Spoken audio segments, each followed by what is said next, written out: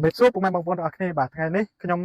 មកកំសាន្តនៅភូមិលោកតាពេជ្រហើយដូចបងប្អូនបានដឹងហើយថាភូមិលោកតាពេជ្រគឺមានការចាប់អារម្មណ៍ច្រើននៅក្នុងបណ្ដាញសង្គម Facebook TikTok បាទហើយថ្ងៃនេះដើម្បីឲ្យកាន់តែច្បាស់ថាតើក្នុងភូមិលោកតាពេជ្រនេះវាមានអ្វីខ្លះដែលចម្លែកវាប្លែកអារម្មណ៍សម្រាប់ពុកម៉ែបងប្អូនទស្សនាកុំឲ្យកាត់ទល់យូរតទៅទស្សនានៅក្នុងភូមិលោកតាពេជ្រទាំងអស់គ្នា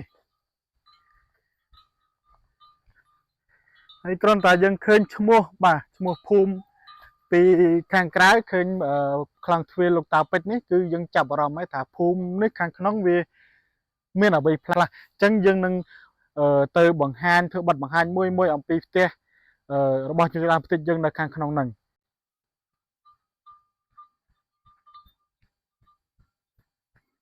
បាទបងប្អូនយើងបានមកដល់ភូមិលោកតាពេជ្រហើយបាទក្នុងភូមិនេះគឺពិតជាពិសេសមែនទែនបាទហើយ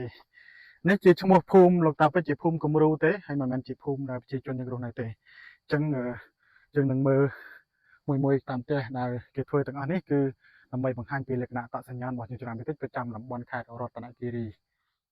យើងបានចូលមកដល់ក្នុងបរិវេណភូមិលោកតាពេជ្រហើយអ្វីដែលយើងបានឃើញដូចក្នុងរូបនេះគឺជារូបស្ត្រីបាទខាងក្រោយនេះគឺគាត់អ៊ីវកូនរបស់គាត់នេះបងប្អូនមកមើលខាងនេះនេះគឺគាត់អ៊ីវកូនរបស់គាត់ហើយនៅមានរូបចម្លាក់ជាច្រើនទៀតដែលគេធ្វើសម្គាល់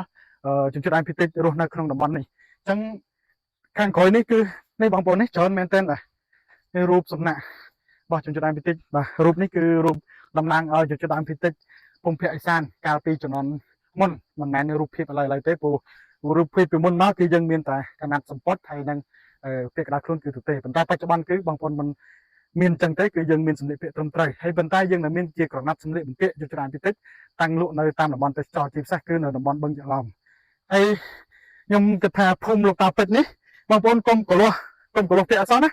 គឺទៅកលាស់គឺចេញពាក្យផ្សេងហើយអញ្ចឹងអ្វីដែលពិសេសនេះបងប្អូននេះលោកតាពេជ្របាទថាជា